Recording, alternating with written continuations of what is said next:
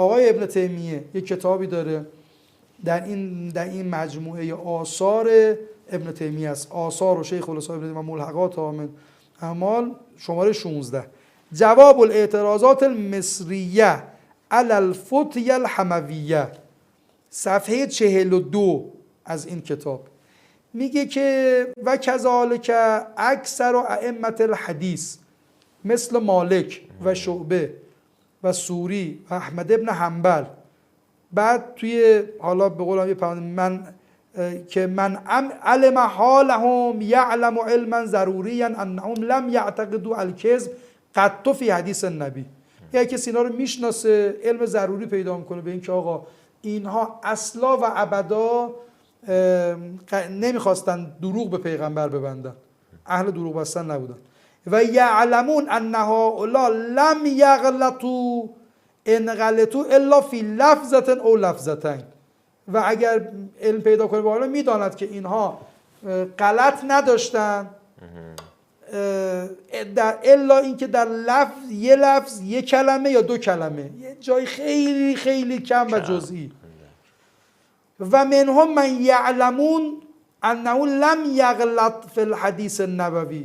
بعض اونها کسایی هستن که دانسته میشه که اونها غلط در حدیث پیامبر نداشتن. فان احمد ابن حنبل ما عرف انه غلط فیه قط، هرگز و هرگز کسی داریم مثل احمد ابن حنبل که هرگز و هرگز غلطی در حدیث پیامبر نداشته، اشتباهی نکرده، هر جا حدیث نقل کرده درست نقل کرده. ادعای آقای ابن تیمیه است، 100%، یعنی 100%. بعد میگه ولا ثوری ولا زهری و کذالک خلق کثیر غیرهم.